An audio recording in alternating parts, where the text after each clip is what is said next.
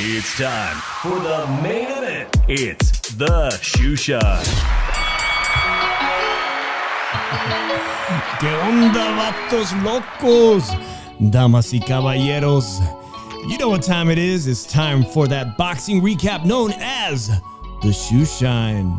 I'm Dave from the 702, and joining me all the way from the city of brotherly love, Philly Irish, Drew Evo. ¿Qué pasa, homie? What's up, Dave?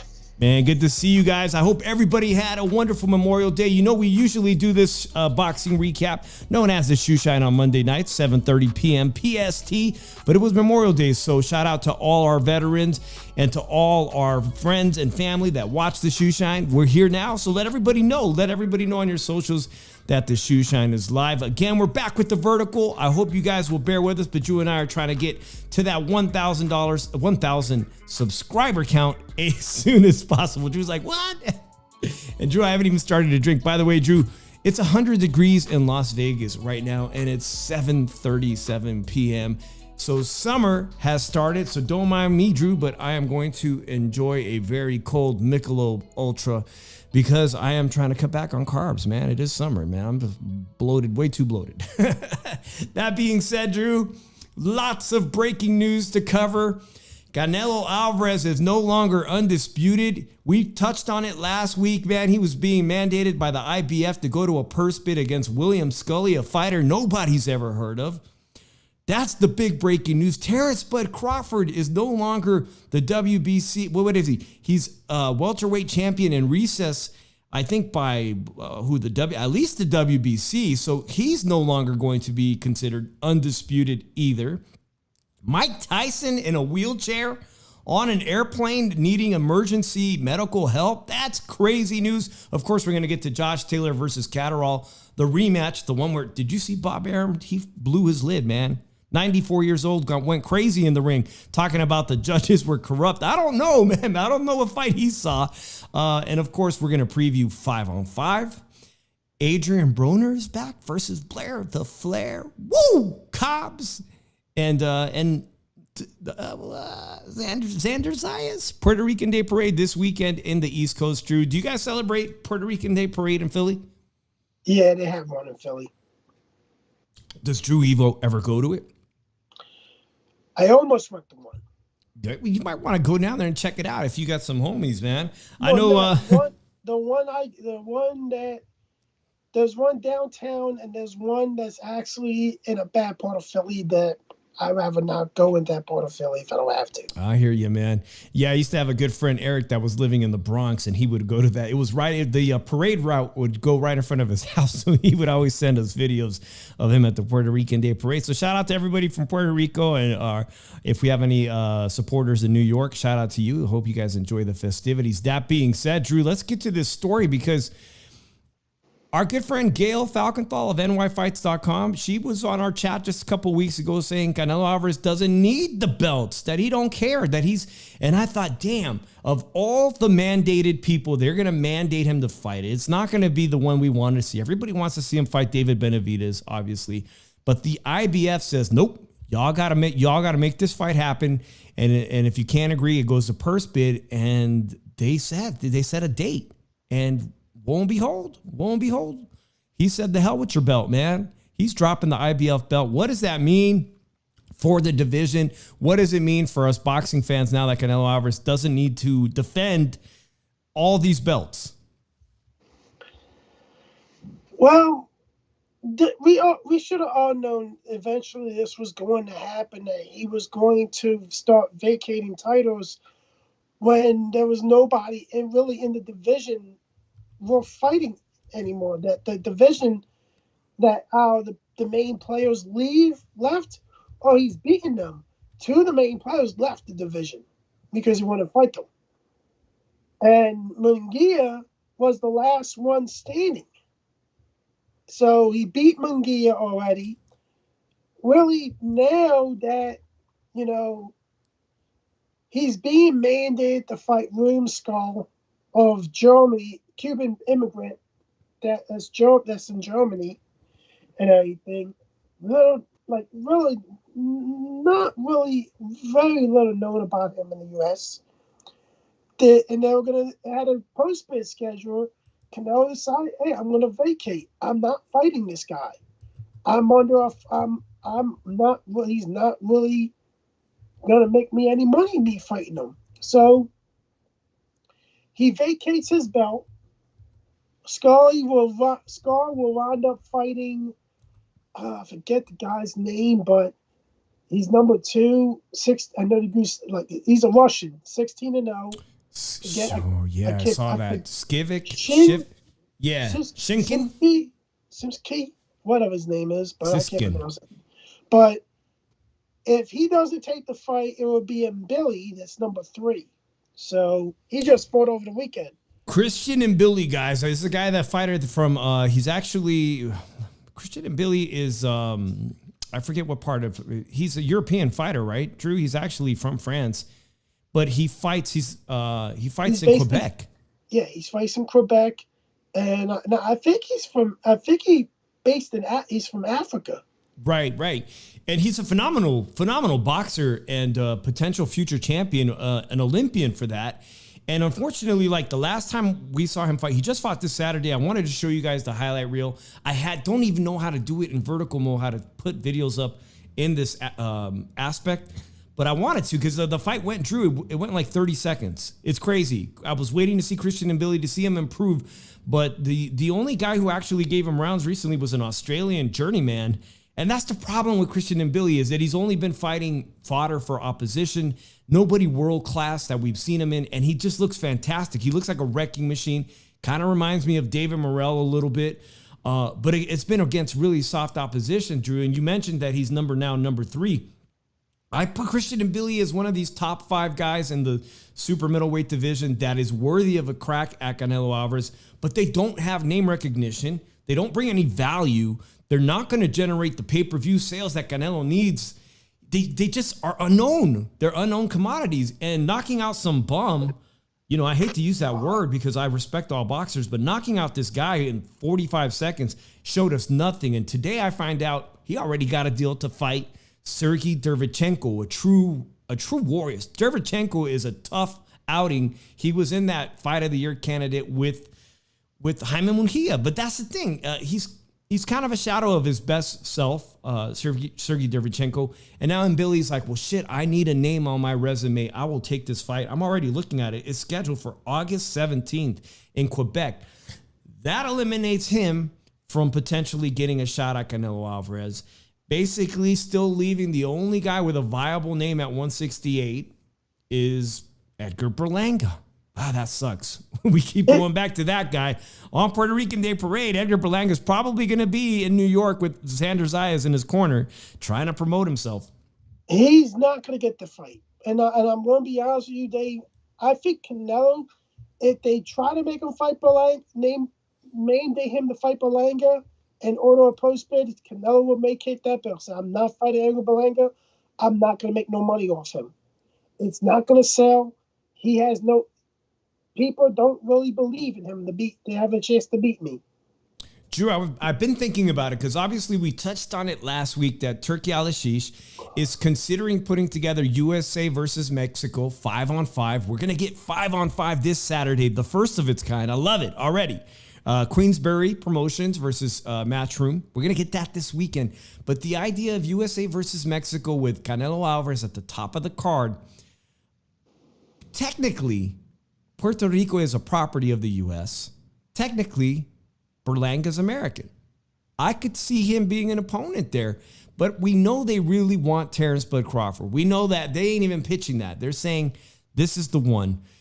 I'm going to ask you, Drew, is there any way we could see Berlanga with a Canelo that will actually generate the payday Canelo wants for himself? Like maybe what Jake Paul is doing on Netflix. No. Could you see Netflix saying, all right, Canelo, we'll give you $30 million to fight. Easy work. We'll give you $30 million free to all our Netflix subscribers. Could he do that?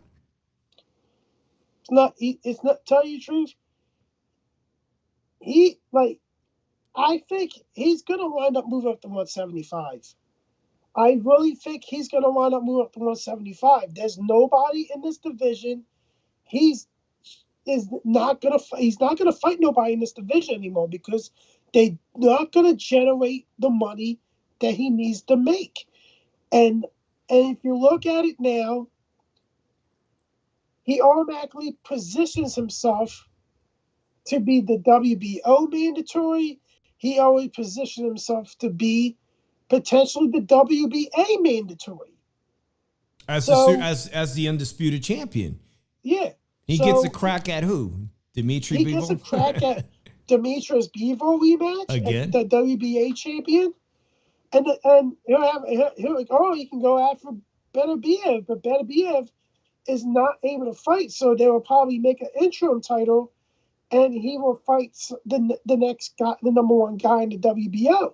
Which is who? I think a lot of the guys, we're going to see one of those light heavyweights, at 175 fighters, Craig Richards. We're going to see him on that 5-on-5, a fighter who's been in there against Dimitri Bivol, a fighter in Craig Richards that some people said won 5 rounds against Dimitri Bivol. I don't think there's anybody that's soft at 175 for Canelo, even if he was to get like an interim title opportunity for like you said, Beterbiev's belt while he's in recess.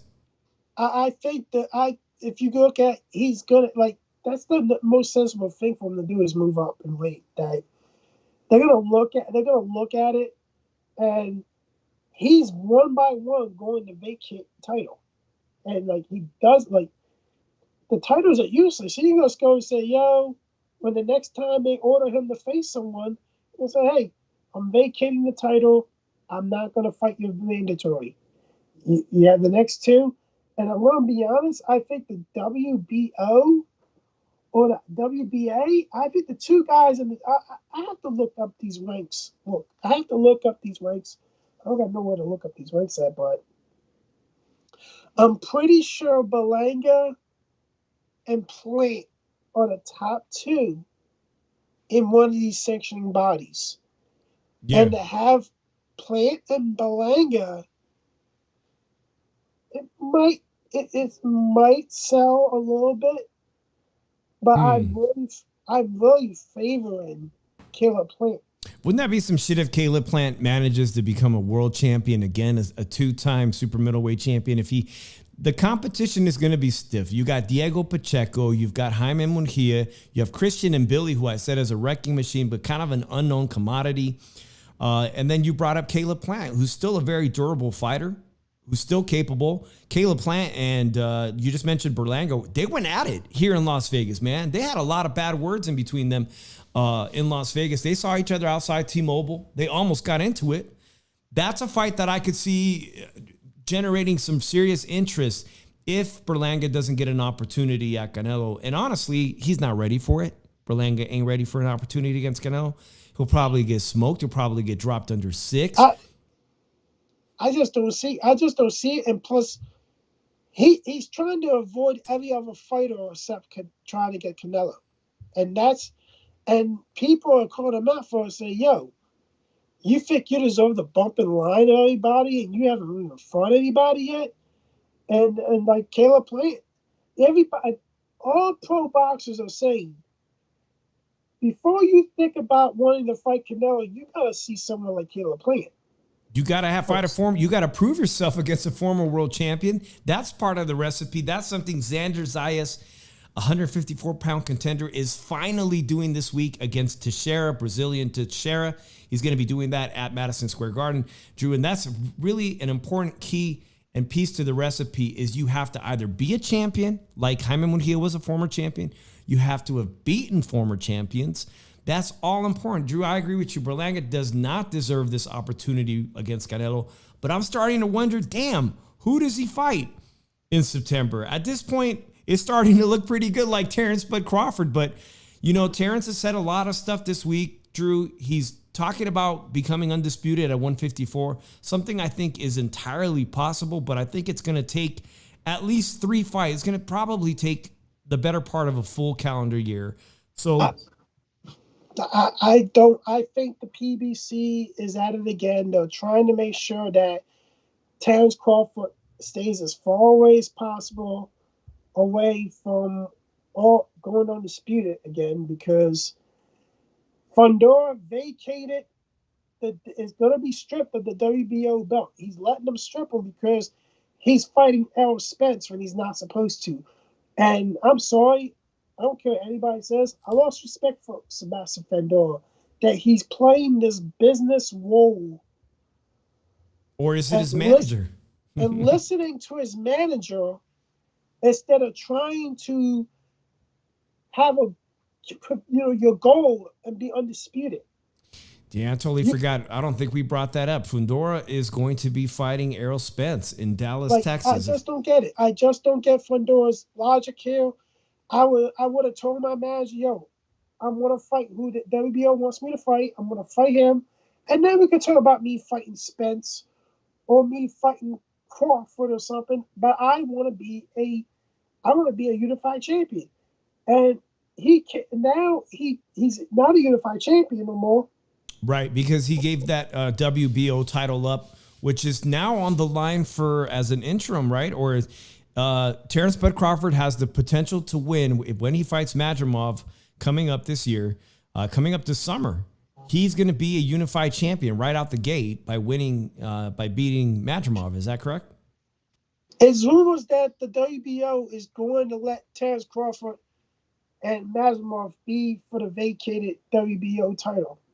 So because he's technically the number one guy, that he's the mandatory. So Terrence Crawford, since he was booked, he could petition to have that fight a unification fight. But the other thing is, this really eliminate, like, because the PBC thing, Spence is going to beat Fundora. I don't think he's going to beat Fundora. He's damaged goods. I really don't think he's going to beat Fundora. And he hasn't earned a title shot. He was massacred by Terrence Crawford.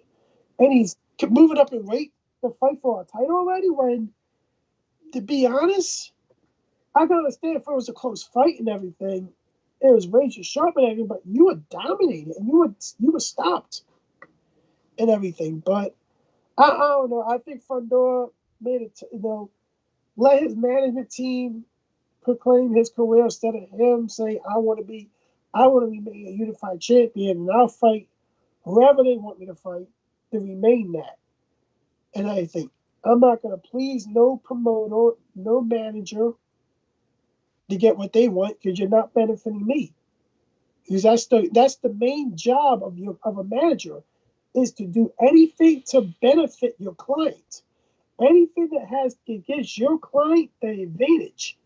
And I think Sampson is really failing Sebastian Fundora on a really business level and on a career path level.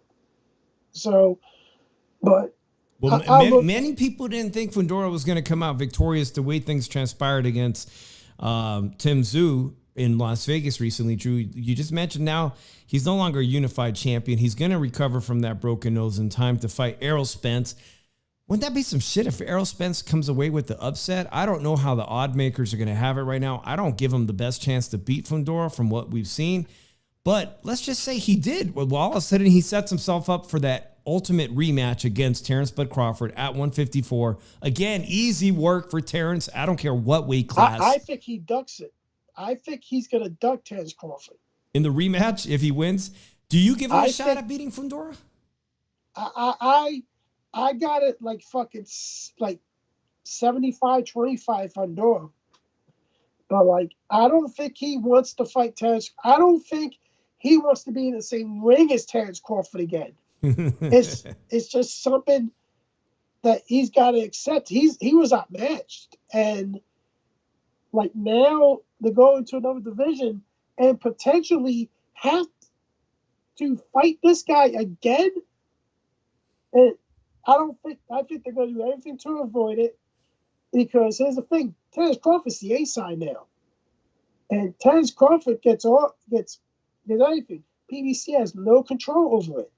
They can say, "Oh, he's not going to fight." Well, I can have them mandate the fight. I can have the WBC name me the mandatory for Errol Spence if you want.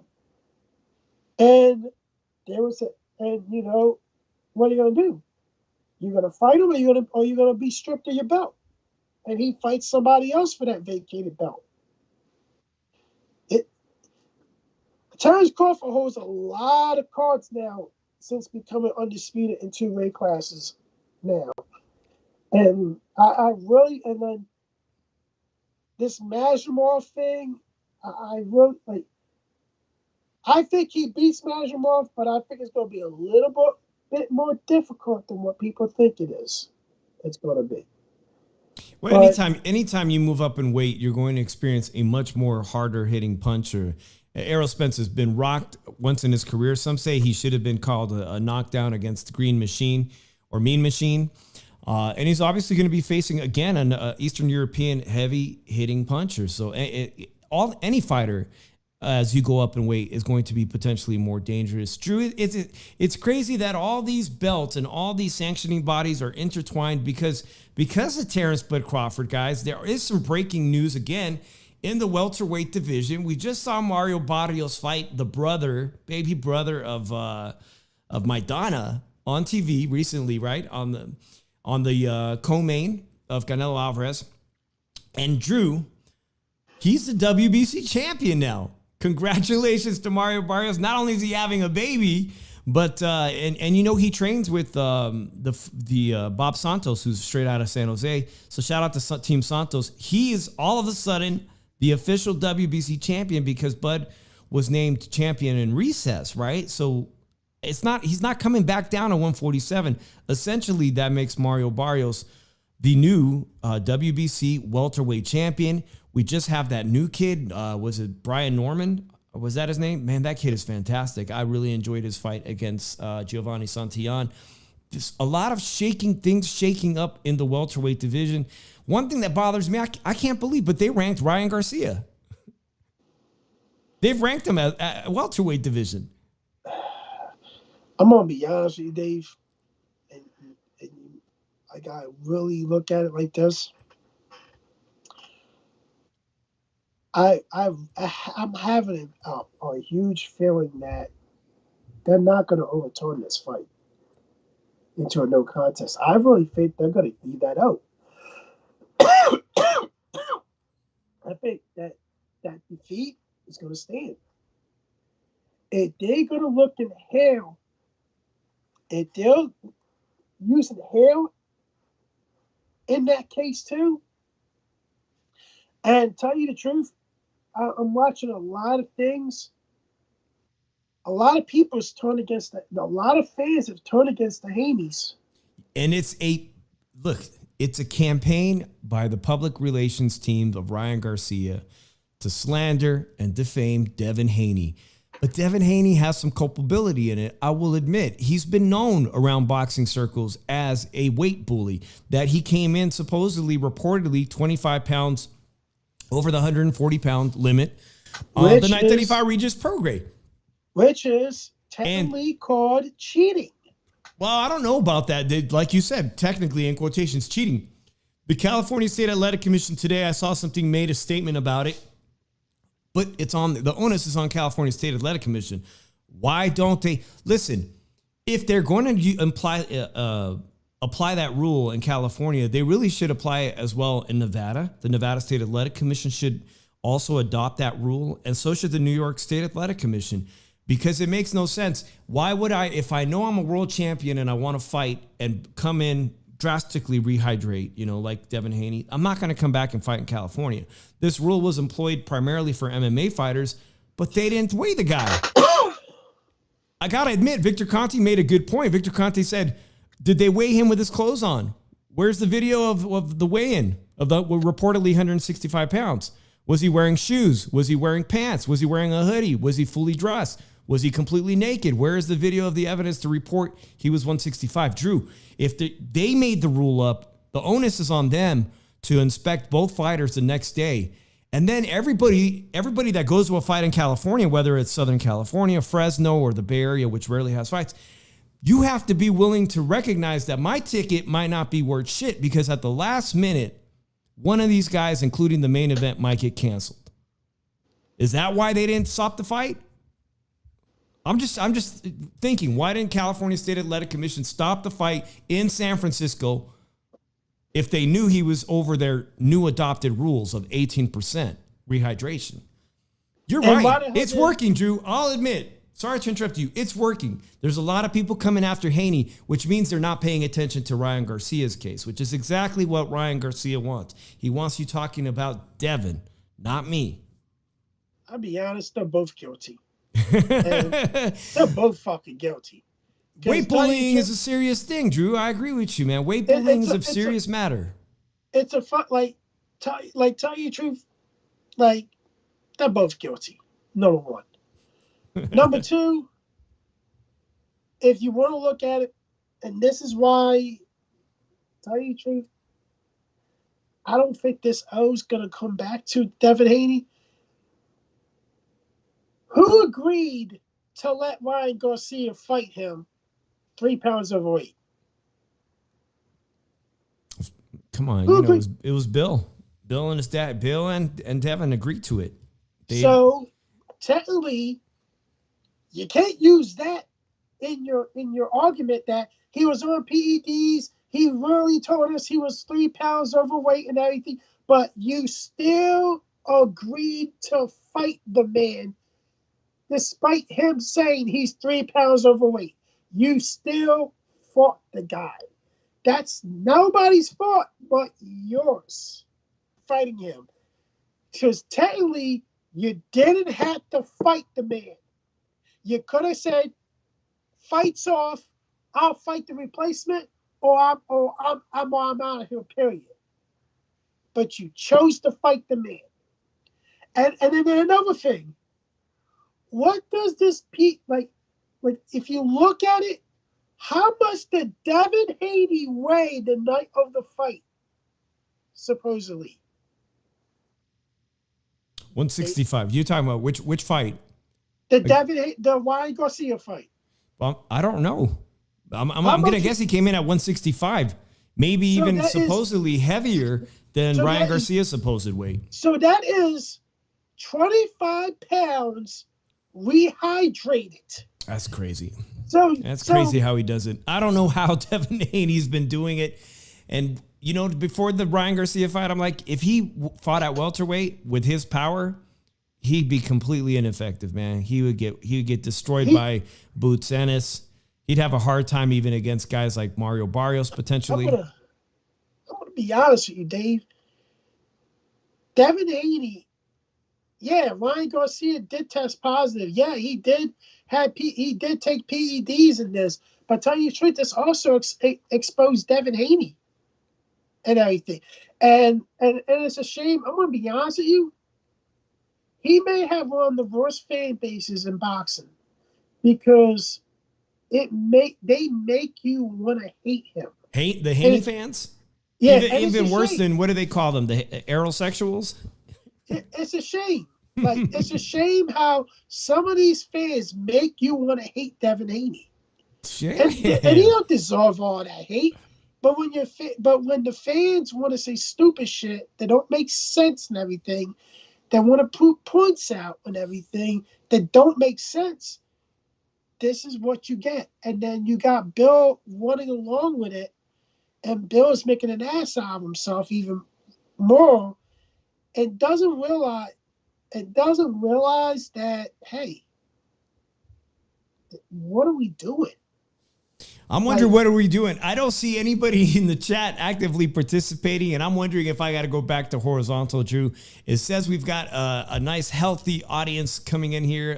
We're holding over 23 people in here, but let us know what we could do to make the show better. If you're still here, definitely hit us up with the like. Jab the like. We're going to be talking about the 5-on-5 momentarily. Of course, that's the huge fight in Saudi Arabia. Go ahead, Drew. That's what people be telling me. Like, it makes, like, Devin Haney fans make you hate Devin Haney, and I'm asking them why. Why do you think that? And you see that the shit that they say a lot of shit that don't make sense. They try to say shit, and then it don't make sense, and they say bring up the PEDs and everything. And like, tell you the truth, Devin Haney is exposed out of this too. Like, here's the thing: why did we just? Here's my question. When we just Parlay bring this up, why did you bring this up the week of the fight? Why didn't you bring this up the night of fight? You are a champion. Yeah, they were the A side, but you was a champion. You could have went to the WBC and said, yo, he's rehydrated 25 pounds. That's illegal in this state athletic commission. I don't gotta fight him now. He's overweight. And nobody would have thought differently of him. The Haney's could have said, oh, they didn't want to fight. They pulled out. I should be champion. But it will eventually come out that he made it at 165. And tell you the truth, they would have been like, you try to rate bully a champ, reach his program. So this is actually a lot worse on Devin Haney now, because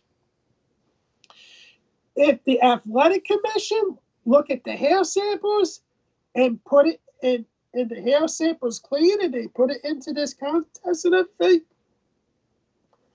not only that this is going to stand, Devin Haney's going to have one loss on his record,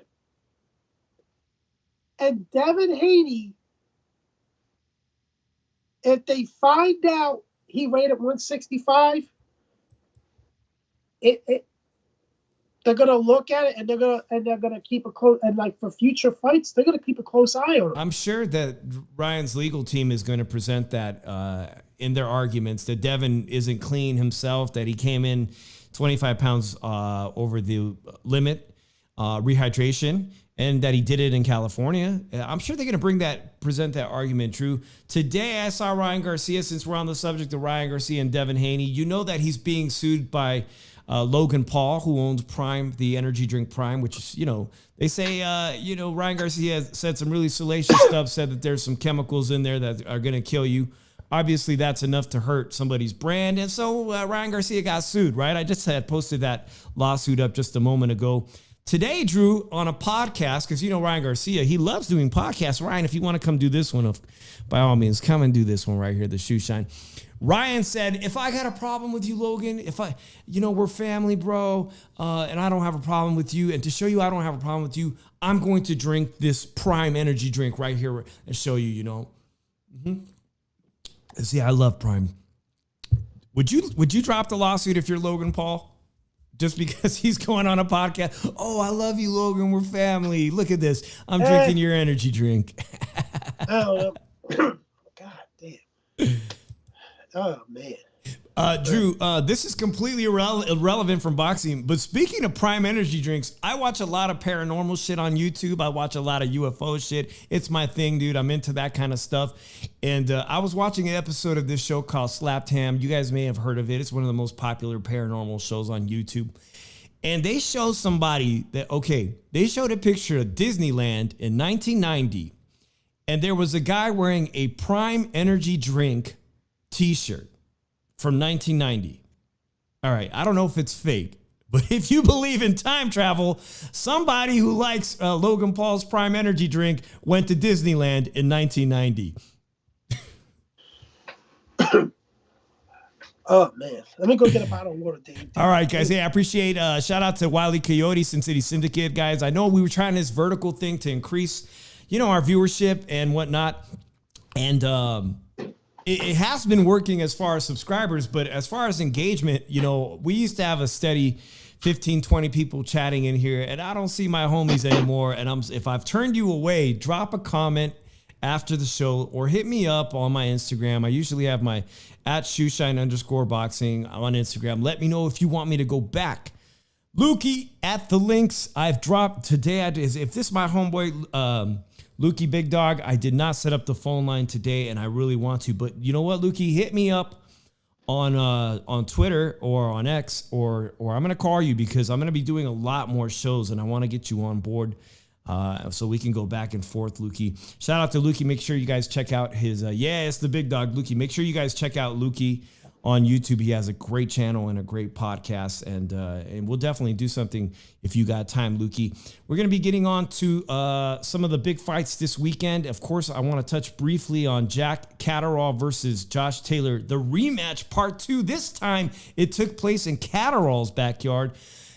A lot of people thought Catterall got robbed. I myself thought Catterall got robbed in that first one. Josh Taylor in his backyard in Scotland came away with the first win.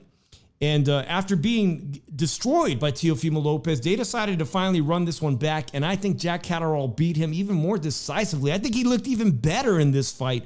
I scored this fight 8-4. And, unfortunately, Bob Arum, head of Top Rank, 94 years old. God bless him, doing what he loves to this day, traveling the world. Just a beautiful thing to see somebody do what they are so passionate about into their later years and in such good health to be able to do it. He was up in arms, guys. Bob Arum, I thought I had the picture here. He ran into that ring and was disgusted that Josh Taylor was robbed or whatever. He had a problem with the scorecards. I think this time it was inappropriate because it wasn't really that close, guys. We do speak about robberies frequently when there's great fights. In fact, last Wednesday on ProBox TV, which airs for free here, and my boy Lukey writes for ProBox, I thought that the fight between, from Los Angeles, we had this guy, was it Cardosa of Brazil versus Adam Blue Nose Lopez. I thought that fight was fantastic, and I thought that fight on Wednesday on ProBox was much closer than Catterall versus Josh Taylor. This is a fight that, maybe you could have given it to Adam Blue Nose Lopez. That was a hell of a fight. That was really difficult to score, in my opinion. And sometimes those fights that are ridiculously difficult to score, those are the ones that you can argue, okay, somebody got robbed or whatnot. Those are more likely to call that because, obviously you're rooting for your fighter. And in this case, I was rooting heavily for Adam Blue Nose Lopez. But, hey, this is the sport of boxing. It's a business. Not everybody sees it the way you do, and you're not a judge. Cardosa is a kid, the Brazilian fighter, that I'm going to be keeping my eyes on, obviously, because for him to beat somebody who's been in there with everybody, Adam Blue Nose Lopez, he's been in there with Oscar Valdez, a world champion. He's been in there with Isaac Dogbe, another world champion. He's only lost to the very top of the featherweight division and had some losses at 130 as well. Again, also to the top of the division, including Oscar Valdez. That's a big step forward in that young man's career. And I foresee this guy Cardosa, I hope I'm getting his name right, guys. Let me know. I hope that he gets picked up by Top Rank or DAZN, Matchroom, Oscar De La Hoya. But somebody needs to pick this guy up because not only can he bang, but he could box because Adam Blue Nose Lopez can certainly box, guys. So that's my opinion on this Taylor versus Catterall fight. It was a fantastic fight. And I think people in consensus don't think that Josh Taylor will ever win a trilogy, but because there's so much bad blood between these guys and they're 1-1 apiece, and because it's a rivalry between Scotland and the UK, I most definitely think it's probably going to merit a third fight. Why not? I got a question here from Wile E. Coyote. I got a question. What is Al Heyman's background and why do they all bow down other than he has all the money? Wile E. Coyote, As far as I know, Al Heyman was an entertainment lawyer, I believe. If Lukey, if you're in here, I believe he was an entertainment lawyer who was very, very successful hip hop and rap concert promoter. Extremely, extremely successful at promoting hip hop acts, concerts, tours. And that's how he stepped into the world of boxing, because he was just, you get people in seats. You know how to sell tickets to events. That's what got him into the sport of boxing. He's not a public figure. He's not a guy like I just said, Bob Arum running into the ring as 94 years old. You never see Al Heyman. He's like the Wizard of Oz. Drew, real quick, I'm going to ask you, because I want to move on to the 5-on-5 parlay picks for this weekend. But Josh Taylor versus Jack Catterall, the rematch. Bob Arum was really upset. He ran in the ring. He said that shit was a robbery. I didn't see it that way. I saw this as a very entertaining fight because Josh Taylor didn't look washed up. He looked like he still has some dog in him and put up a fight, but it was too little too late. And he didn't win enough rounds, in my opinion. I thought he won a solid 4 rounds, not 7-5 like many other people saw. But I want to know how you saw it, if you think Bob Arum was right to call that a travesty. Well, the cards were terrible. He was right about that. The cards were terrible. They were wide. They're too wide. I had to fight a draw. I did not. If you look at it like this is how I saw the fight. Somebody was one of them was in control early. Somebody else was in control in the middle. And both of them were trading in the end. Now, and in the 12th round, I had Josh Taylor up on my card. Wow. Okay. I had Josh Taylor up on my card 6-5. And I said, Canelo wins this round. It's a draw on my card. I really think that Josh Taylor took like maybe 4 or 5 straight rounds against Catterall. And I'm going to say this. Jack Catterall has a gas tank issue. And I don't think he beats Teofimo. I don't think he can get away from Matias. Devin Haney can hold him to death. Really? And get him tired. Okay. I think it's a good fight between him, Devin Haney, and I think Catterall beats. I know you're going to say it, but Pitbull Cruz. I think he beats Pitbull Cruz. I'm going to be honest with you. He might have the best chance against him, but I don't think he does. I think. Here's the thing, man. I'm going to be honest with you. I think he's going to get so tired because he can't put Pitbull or nothing that he's going to fall into it. He's going to get hit with Pitbull. Pitbull may stop him. Why is this important, guys? I'll tell you why it's important. Because Jack Catterall, the UK fighter, because I said many people thought he deserved that win against Josh Taylor in the first fight. That fight changed his entire life by losing that first fight. It basically, he was going to be the undisputed junior welterweight champion of the world. That fight was going to change his life forever. Had they given him the win, he would have been undisputed. He would have joined the elite crowd of Canelo Alvarez, of Bud Crawford, of Usyk. And yet, he did not get that win, Drew. And now you're telling me you don't think he beats any of the current champions when I honest to God thought he deserved that night to be the undisputed world champion. I look at it like this. He might have a chance against Devin. He might have a chance against Pitbull, but he has too much of a gas tank issue. And that's going to be his Achilles heel. Like, you see how that fight was going? And that work rate was high early on. And then as the fight progressed, he started breathing through his mouth a little bit. His work rate dropped dramatically and everything. And then he started getting hit a lot more. He let Taylor back into the fight. That's why the fight was a draw in my eyes. A lot of people talk to me when I talk to you, had the fight a draw too. Or you have one or the other winning the fight by a round.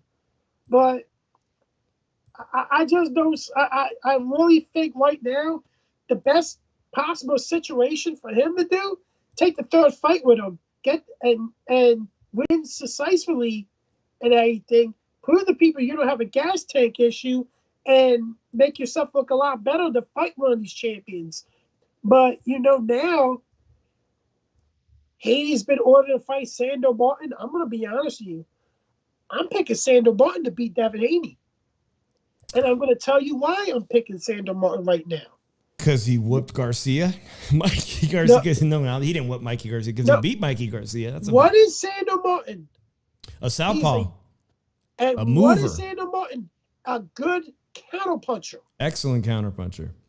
So and a guy that does not move forward, a guy that makes you come to him, a boxer, a pure boxer, great footwork and everything. What is Devin Haney? A pure boxer that's not used to coming forward. Neither, in many cases, Teofimo struggled against Sandor Martin because he was forced to go forward. And that's why he looked like shit against Jermaine. Won that fight. And he looked like shit against Jermaine because he was running out of ideas. Too, Jermaine Ortiz. So why don't you think Catterall beats Teofimo when he struggled against those type of guys? Here's the difference there. Catterall has a gas tank issue. Those guys didn't. Those guys can keep up with a game plan for a whole 12 rounds and doesn't care how much they move for a whole 12 rounds and string. They're still going to have energy to keep that game plan going. Catterall doesn't have a gas tank. So the way that fight's going to go, Devin's going to have to be the one coming forward, and Sandor Martin's going to counterpunch him to death. Because it's like this. You're all going to you're going to come forward and try to hit me. Because if you don't do no activity and I'm doing the activity, I'm going to get the points. You're not. So that's going to make him have to make him fight. You throw a punch, you're going to get counterpunched. And that's more Sandor Martin's advantage. Sandor Martin will win this fight in a 12-round decision over Devin Haney. And then what's the thing? And here's another thing. What was the problem? What punch was the main issue of Devin Haney could not defend? A simple left hook. And to all fairness to Ryan Garcia, it's not a simple left hook. It comes with brutal speed. It comes pretty damn fast. Well, and this is a guy who knew it was coming, and he still couldn't get out of the way. So this is why Sandor Martin, I believe, will beat Devin Haney. It would be a mistake for the Haneys to take this fight, and I think Sandor Martin would do it unless they rob him. Man, if he fights in California, if they make this fight in San Francisco again, he's going to get the nod. Guys, I know you guys want to move on, Drew. It's time to move on. Let's get on to this weekend's events. 5-on-5 Riyadh season. Is it Riyadh season? It's still in Saudi Arabia, right? This is going to have two epic heavyweight battles. The return of Deontay Wilder Bomb Squad, who did so poor, who looked so shot in his last fight against Zalil Zhang. The guy can bang, but man, he also recently lost to Joseph Parker, Drew. Both of these guys are coming off, not so great performances, but they're both still top talents. Deontay Wilder, the former American heavyweight champion. That's not even it, man. There's 5 top quality fights, Drew. But let's get to the first one because I'm looking at DraftKings, and obviously everybody wants to put money on this. Will the Bomb Squad return? Will he land a heavy right hand to stun the nearly 300-pound Chinese former Olympian? That's a big man, Drew. Deontay Wilder's little chicken legs. Does he have enough pop left at 38 years old to do the unthinkable and knock out the Big Bang Zhang? Or is it going to be the other way around? Is Big Bang Zhang going to land his brutal straight left? He's a southpaw, and he has a ton of power in his left hand. Which way? I'm going to look at the odds right now, Drew. Let me just look at these odds real quick. I'm already losing my voice. What's wrong with me? I'm looking at this fight, Dave. This fight's not going past 5. Too much power in both guys' hands. Zalil Zhang is a negative 150 favorite, and Deontay Wilder is a plus 120. At any time towards the weigh-in this Friday, things can sway again. And of course, now there's real-time odds. This fight is a pick'ems, and it all depends really on how you guys see who's going to land their power shots. Shout out to Bruce Gas Boxing, Jazz, and more. Thank you so much for joining us, and make sure you guys check out his channel too. You don't think it's going past 6 rounds? No, it's not going to go past 5, and here's my prediction right now. Zhang knocks out Deontay Wilder in round 5, but I'm going to tell you how this fight's going to go.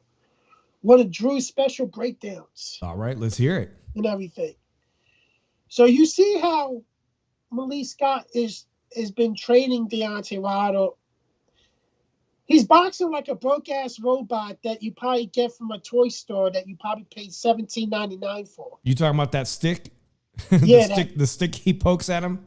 Yeah. And that robot shit. That's fucking that's a broke-ass robot. But like, Deontay Wilder, really, he's fighting a southpaw. The only other southpaw he fought was Luis Ortiz. And he wasn't as skilled, and he's not as skilled as Zhang.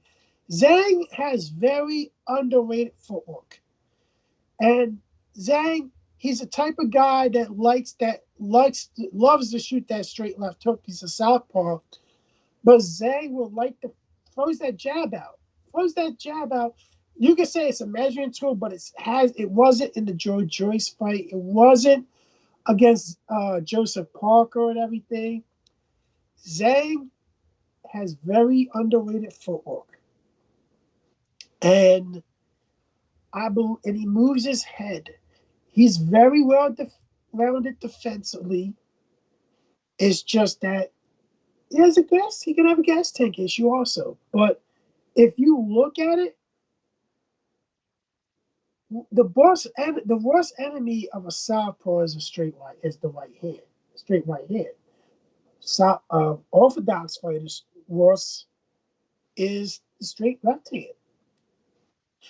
But there's a lot more ways how Zhang can get that straight left hand off.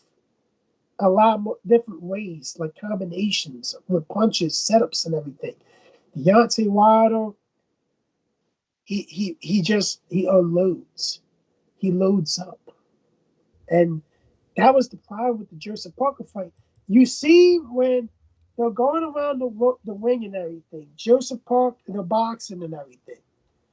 Instead of trying to use his jab all the time and then try to throw something behind that jab, Deontay just keep throwing jabs and trying to load the right hand up and everything. While Joseph, knowing he was able to load that, he's going to load it, I'm able to get inside quickly that neutralizes the reach, neutralizes the load up, and start wailing on him. If you're facing a guy as big, as tall as you, that has the knockout power and everything, that's going to use his reach and everything, what are you going to do? You're going to, like Deontay at the same time keeps his non-throwing hand down when he throws. So that right there to his chest, that left hand, when he tries to throw that right hand, is at his chest and everything. And what happens after that? He goes in, he leans in too much. He leans in too much, a lot, when he throws that right hand. Zhang counters him right down, and he can put him to sleep there. That's something that Zhang can do to knock him out.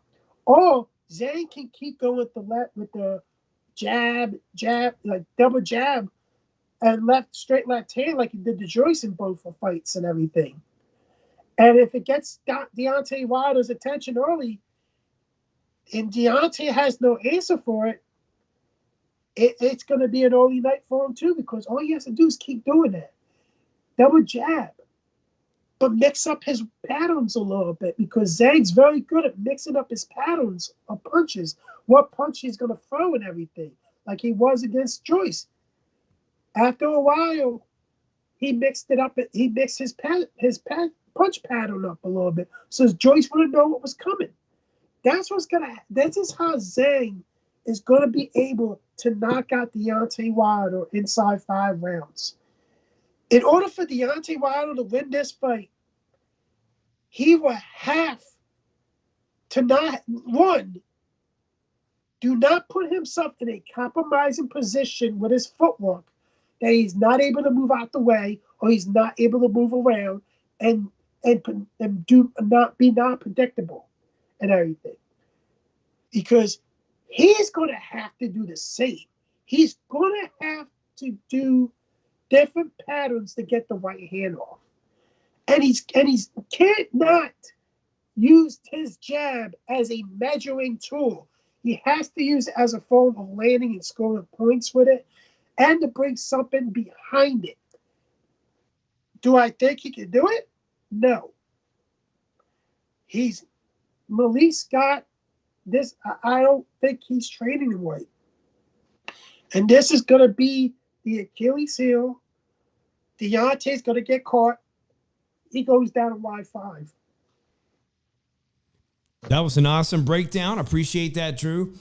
Let me know how you guys are feeling about this. I see a couple of people in the chat going for Zhang. Drew, I really feel like Deontay Wilder post that trilogy with Tyson Fury, his adventures with ayahuasca, trying to find himself, the long layoffs. When he came back in that fight against Joseph Parker, he could not shake off that ring rust, and he really looked like a shadow of himself. I don't think the passion is there anymore for him. He finds himself at 38 years old, fighting a 41-year-old Chinese Olympian. Much like you said, Ortiz, I thought Ortiz was winning that fight early on, and then, unfortunately, the power took over for Deontay Wilder. I don't think the power is really there anymore. It's like this, Dave. Ortiz won every round before he got knocked out. Right. And like, it's important to point out that Zhang has never been dropped in his professional career. And in fact, Zhang has one loss to who we're going to talk about in just a moment next, Filip Hrgovic.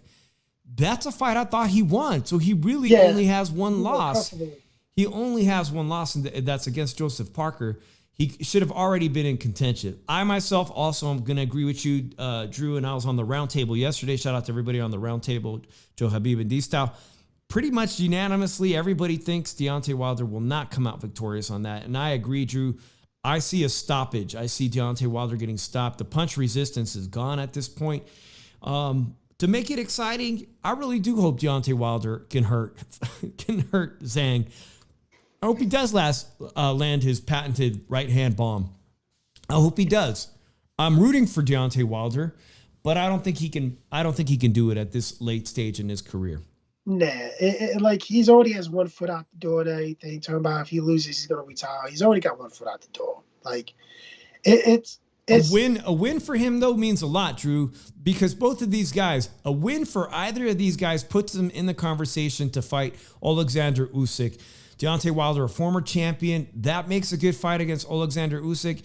And Zhang, a behemoth, a giant, makes a great fight against Alexander Usyk.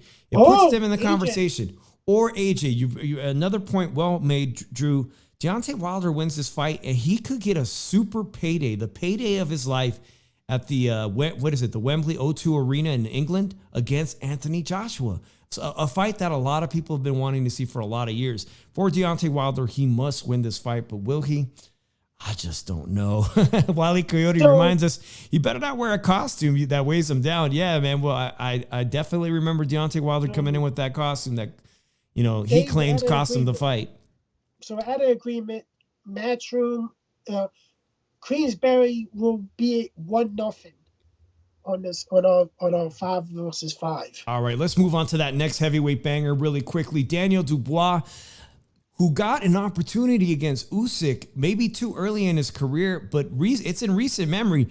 I think he landed a clean shot, and for a lot of people who saw that shot on Alexander Usyk right at the belt line, you had to wonder, first of all, did he just upset Usyk and deserve to win by knockout stoppage? Usyk took forever to get up. That's what led me to believe Usyk has a problem taking punishment to the body. And I think if Tyson Fury had exploited that more so this past week, that Tyson Fury could have walked away as the winner of that epic heavyweight undisputed championship fight.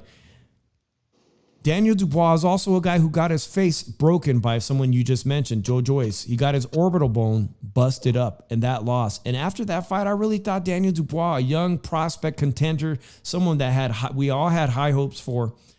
Man, I thought his career was pretty much, it was a major setback. Maybe he'd never be the same, Drew, but he has had some big wins over Gerald Miller, Big Baby Miller. A big win. Confidence. And he gave him this confidence. He's got the confidence. He's been in there with the best. Alexander Usyk, he ran out of ideas after hurting him early. He had some success early. But in Hrgovic, he's a really solid guy who was still undisputed. This was supposed to be the IBF mandatory. They were supposed to strip Usyk this week of that title. Usyk made a petition to appeal, and it don't look like the belt is on the line. You will be kind of like an eliminator. You're going to get first dibs. You're going to put yourself right at the line of fight Alexander Usyk after his rematch. The problem is, Drew, if Dubois wins, we already saw that fight. I don't think under any circumstances Dubois will ever beat Alexander Usyk. I look at it like this. I'm going to be honest with you. Ever since that Zhang fight, I think Hrgovic has fought nothing but soft touches. And I'm going to be honest. I'm picking Daniel Dubois to win in an upset by knockout, round 9.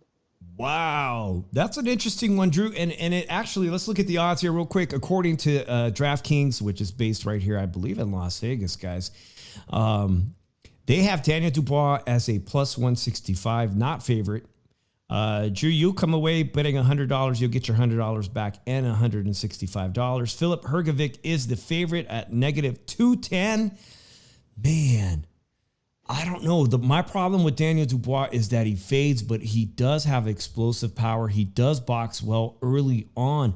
Can he hurt Filip Hrgovic? You're thinking he could set him up and land a combination that could drop Hrgovic? I really think that Daniel is a guy lately has been getting on guys and stayed on them and everything. And Hrgovic can be hurt. He was hurt against Zhang. Yeah, he definitely got hurt against Big Bang Zhang. And Daniel Dubois got some pop. And the thing about it is, Hrgovic has very suspect footwork, in my opinion. And I think Daniel Dubois can exploit that. So I would go with the round 9 stoppage for the upset. Dubois, it'll be the upset of the turn of this 5-on-5. There's been upsets on this all Saudi season. On all these Saudi cards, there's been some major upsets, Drew, and there's going to be an upset here.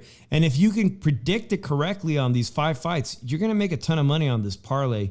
Like I just said, Daniel Dubois is not a heavy underdog, which means it's a close fight. It really is close, Drew. I think you convinced me, Drew, to pick Daniel Dubois on this one. I was thinking Hrgovic. So we're at an agreement. Queensberry goes up 2-0. Okay, Queensberry, you're going to have up 2-0. All right, I'm going to move on to this next fight because I'm very excited for this fighter. Hamza Shiraz out of the UK versus America's Austin Ammo Williams. Austin Ammo Williams, I've seen him fight in the Cosmopolitan here in Las Vegas, Drew. But everything Hamza Shiraz does, guys, if you don't know who he is, because I really didn't know who he is, he's a UK fighter. A middleweight that stands 6'3" with a wingspan of over 70 inches in reach, 72, 73 inches potentially. Drew, this guy can fire off shots like unbelievable combinations. He's got an unbelievable uppercut that he can throw like a lead uppercut, kind of like Navarrete does. But everything is so clean and solid. He just hasn't fought, competition outside of the UK.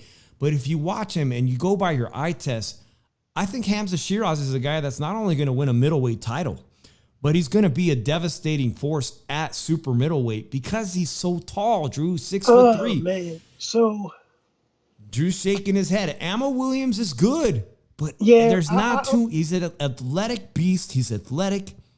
He's a beast. That's the thing. Here's the thing. I'm picking Shiraz by decision, and in my opinion, Queensberry goes up 3-0. And he's the captain. So if he was to get a knockout against Ammo Williams, it would be worth 4 points. But a decision win would be worth 2 points. So he'll get 2 points for that. That's the thing. Dubois, and I think Dubois will be, and Zhang will each get 4 points for their knockout victories. Because it's a point system, too.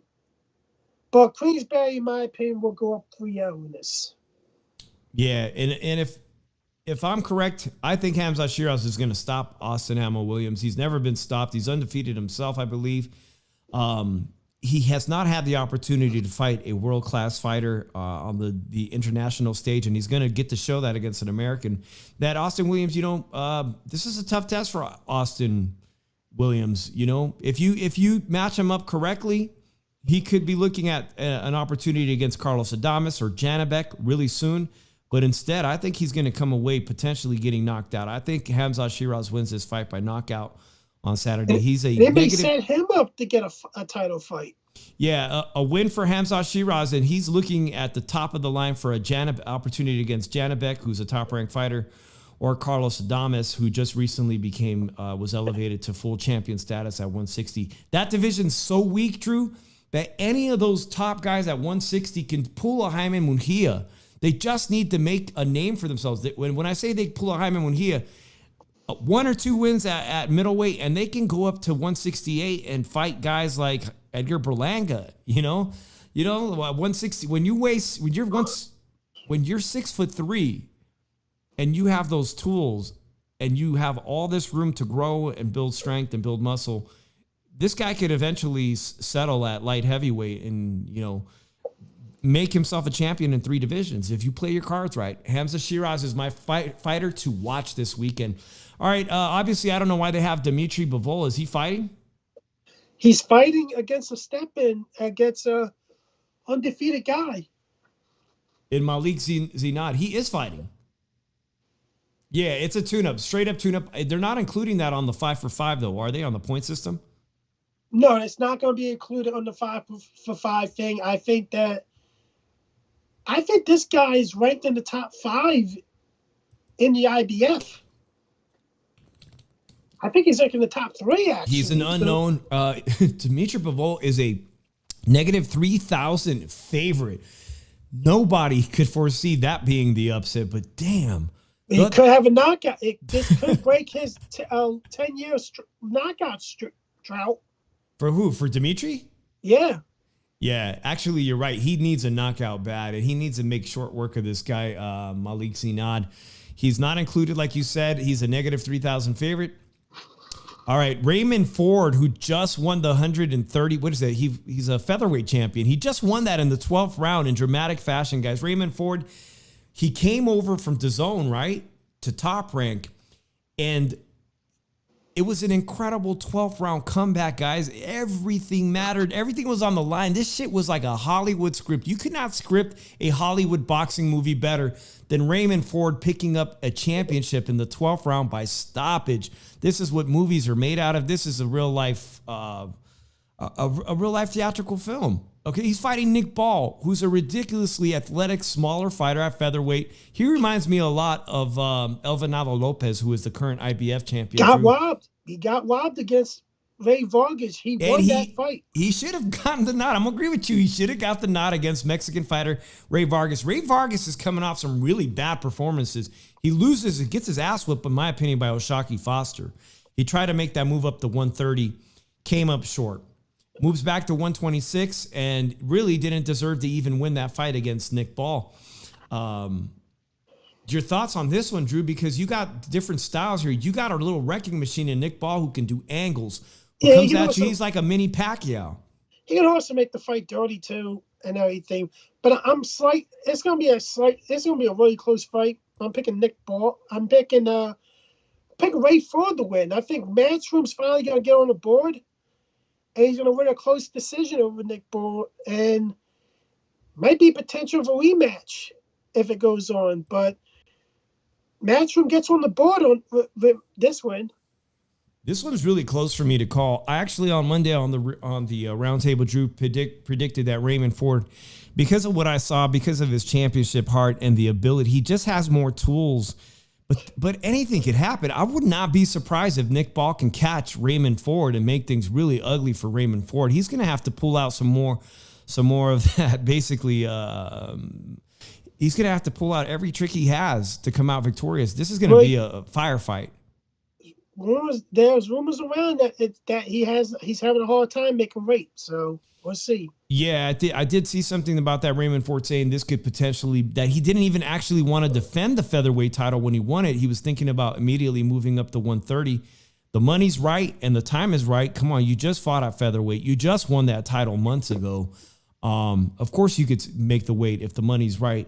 And that might be an issue, Drew. That's something to consider in that. And so we look at the odds. Raymond Ford is a negative 160 favorite and Nick Ball is a plus 130. I bet you that come Friday on the scales, we're going to have a lot more information if Raymond Ford is really having trouble bringing himself down to 126. It could be a factor. It could be a factor.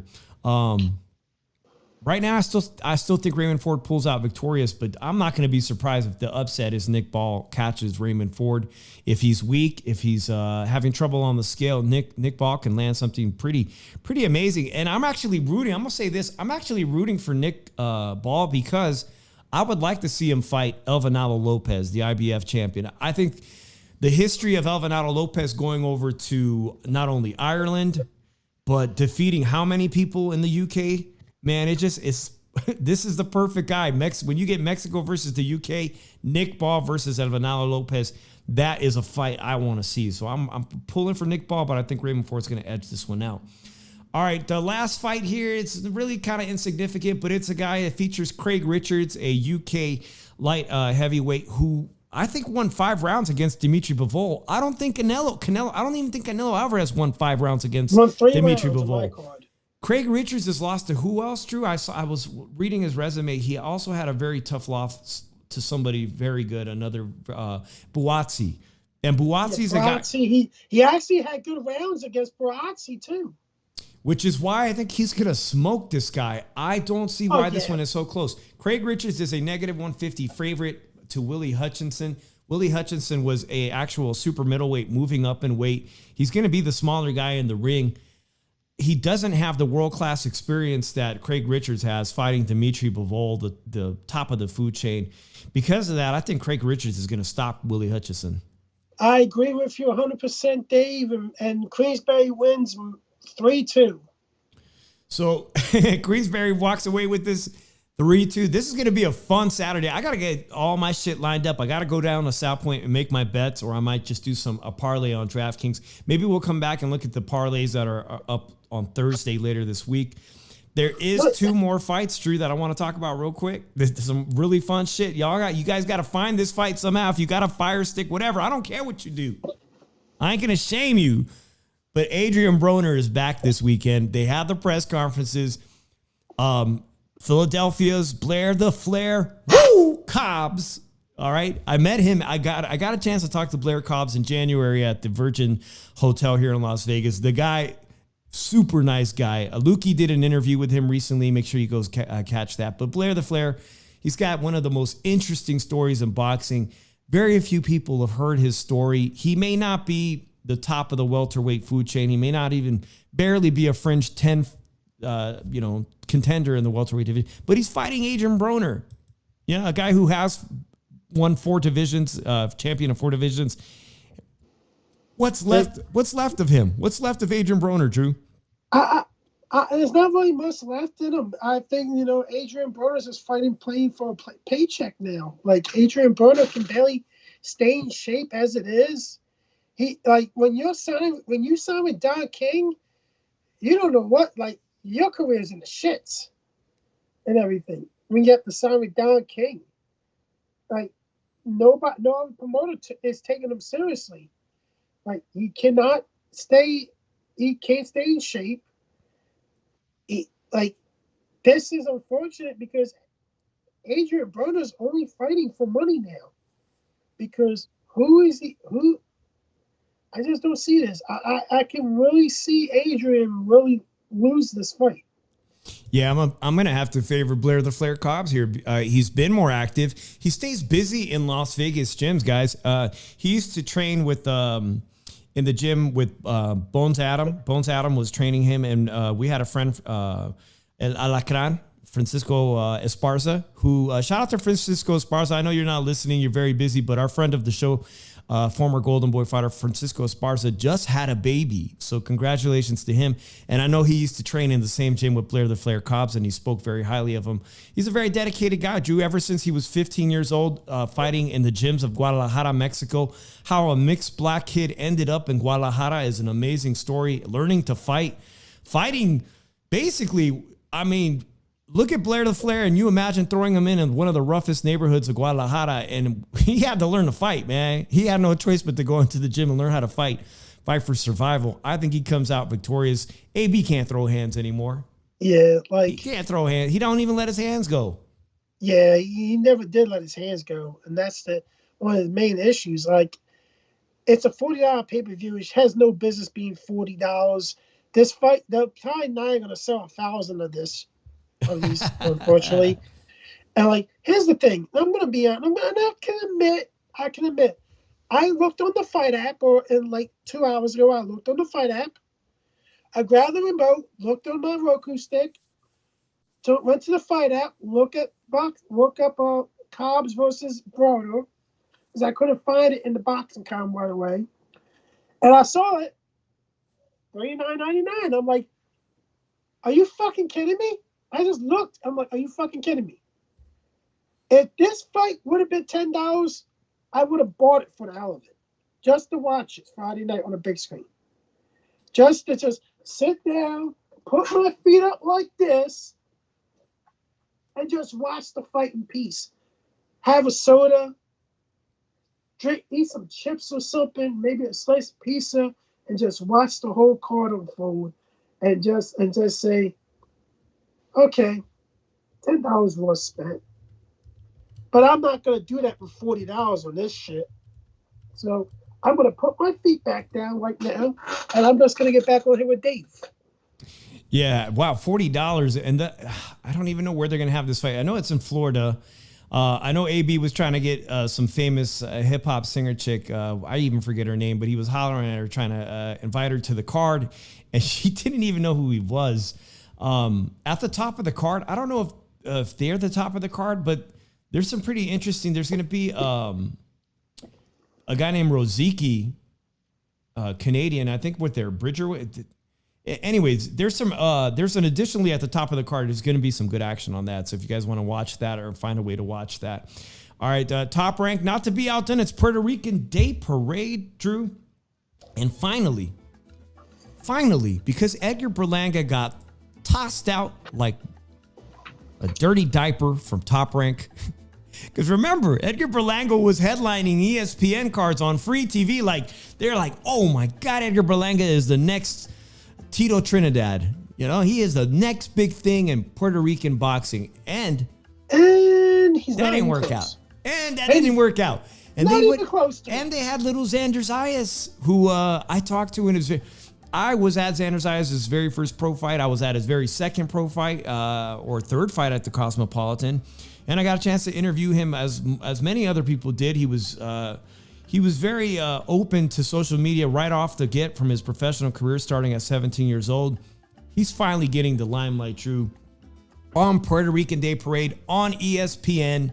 Xander Zayas headlines, and he's fighting, finally stepping up. And I say he's finally stepping up because you could look at the career trajectory of other 154-pound fighters like Jesus Ramos Jr., and they've already fought top-level opposition. Finally, I think they brought him up correctly because I think he's going to beat the crap out of Teixeira, a former world champion, a guy who did, at one point, hold one of the 154-pound championships.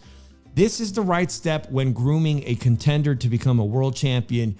You must bring him up correctly. He's got to learn something in every single fight. And now he's going to probably get to walk away in front of a beautiful Puerto Rican audience at Madison Square Garden and sell himself as the next Tito Trinidad, potentially, Drew. I think Teixeira's going to give him work, but I think he's going to...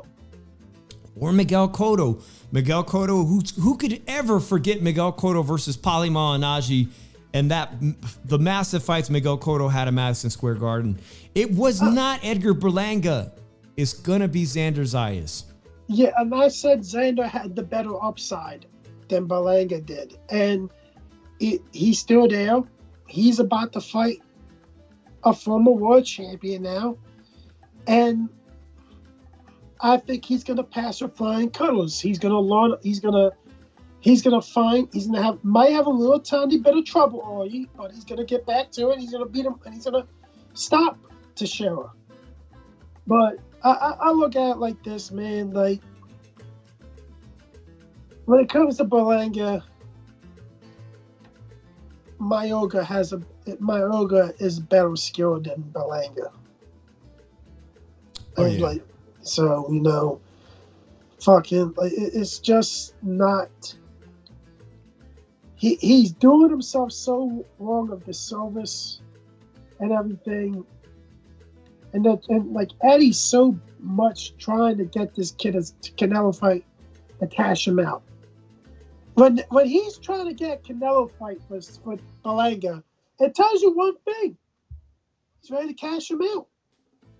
He wants to cash him out because he has a very limited skill set.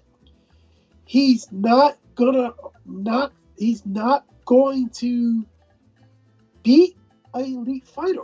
He has no chance whatsoever beating an elite fighter and everything. So, you know, end of the day, what do? You hype up the biggest card possible and cash him out. Make money. Yeah.